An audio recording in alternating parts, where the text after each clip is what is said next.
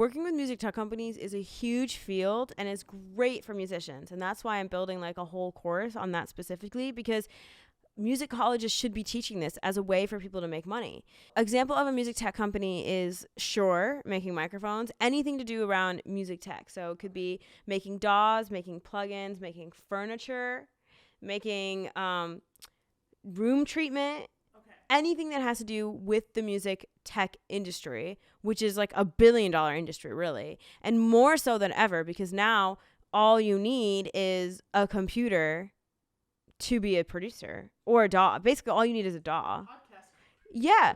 So that's all in music tech. So like, I've worked with all the products you're using. I've worked with those companies, and pretty much what I've noticed is everyone that's working at these companies that I've met with, like the producers, the designers, the content creators, the marketers, they're all musicians, and they're making really good livings getting to talk about music and do music. It's a little bit of a strange loophole. It's not just being, trying to be Beyonce, but there's so much work you can do that is music. So I didn't want to work in-house for a company. I always wanted to work with be a free agent and work with as many companies as possible.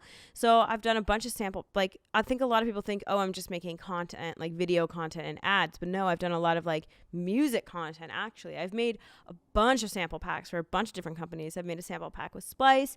And that's very creative because I'm writing 8-bar hooks that people are using. So it's like a songwriting, and I'm writing hundreds of them, and they're paying me to do this. And then I did it with BandLab. I've done 2 with BandLab. I've done a few ones that don't have my name on it, because all even Logic, every DAW you have has thousands of samples within it, and so they need that content. And I've done some with boutique companies. I've also created some of my own and sold them. Not as much as I should, but that's also something I have. So there's just a lot that you can do with music tech. And by the way, a whole thing about how to create samples will be in my music tech course too. You'll make way less money working for one company than you will on your own. I like being my own boss. I like being able to tell people, no, that's not what I want to do. Whenever I tell people, I have all these strategies that I've created, and one of it is called 5 questions to ask yourself from dreams to reality. And the 5 questions are: what do you want to do? What is your mission statement? Who are the people that support that goal? How are you going to reach them? And how are they going to support you? Right? That's the whole thing that I think you need to do to become a music creator, right? To build your full-time music creator career. And the most important thing is step number 1, right? Because we music people want to do everything all at once, immediately. And that's not possible. And we also change our mind a lot. So step number 1 is so important. You have to do that soul searching. You have to really ask yourself the tough questions, what do I want to do? And do I actually want to make money doing this? Or do I just want to do this and not be motivated by money for this product? So yeah, you keep the day job, clock in, clock out, and build your business. And then when the time is right and you have all those 5 questions ready and you can, start making enough money, then you take the leap of faith and you move on. My question was, I want to work with music tech. What do I want to do? I want to work with music tech companies, particularly Apple. What is my mission statement? To make music production and entrepreneurship more accessible to more people. Who supports that goal, right? Who supports that goal? People that are singer-songwriters, people that are hobbyists, people that are producers but don't want to spend a lot of time re-educating, music tech companies, ad agencies, right? So now I know that. Okay, then I can go double down on that. How am I going to reach them?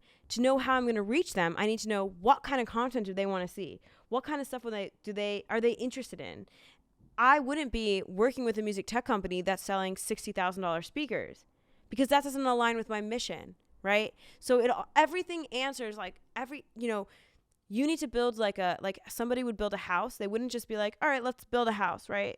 No, they make a blueprint, right? They have a map or a recipe of what they're going to do.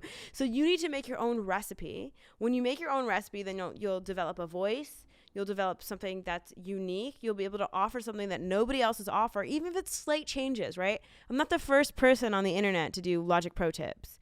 But I am, I think, one of the first people on the internet to do quick Logic Pro tips. I am, I believe, one of the first people on the internet that was posting guerrilla type style content. My content is not high tech. I was just showing, here's a little trick you can do, like, and follow more tips like this. That is very approachable. I'm just a woman next door making music. If I can do it, you can do it. And I think I really developed something that's totally unique, even though I'm in a very saturated market. Yep.